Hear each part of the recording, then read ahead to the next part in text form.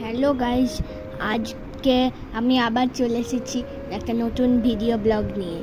কিন্তু এইটা সেদিন বলছি আমার একটা বাতুলের শোনাবো, আজকে একটা হাদা ভোদার কাণ্ড কারখানা আর একটা শোনাচ্ছি। ঠিক আছে, চলুন স্টার্ট করা যাক।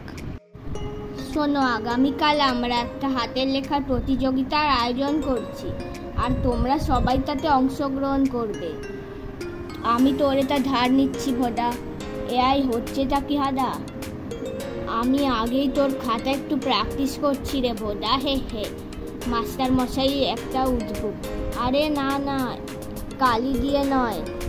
ঠিক আছে, আমি পেন্সিলই ব্যবহার করব, তবে আগে ওটা সুচলো করে নিতে হবে। যে হতভাগা বেল্লিক কোথাকার। যে আর হ্যাঁ, এবার পেন্সিল যথেষ্ট সুচলো হয়েছে। করো, তুই খুবই মস্তানি করছিস সাদা। যে মরেছে, হেড স্যার আসছেন। আমি কি ক্লাস ঘরে বসে আমার লেখা প্র্যাকটিস করতে পারি স্যার? অবশ্যই পারো ভোদা। হাত মেলা ভোদা, শেষ পর্যন্ত তুই তো জিতবি। হ্যাঁ, ঠিক আছে হাদা। আর আমার হাত। হে হে, মনে হচ্ছে এবার তোর লেখা তুই আর স্বচ্ছন্দে লিখতে পারবি না ভোদা। তুইও তো ওর স্বচ্ছন্দে লিখতে পারবি না হাদা। ওর দাঁড়াম, ওরে হাতটা গেল রে। রাস্তাটা কিন্তু তুই দেখিয়েছিলি হাদা।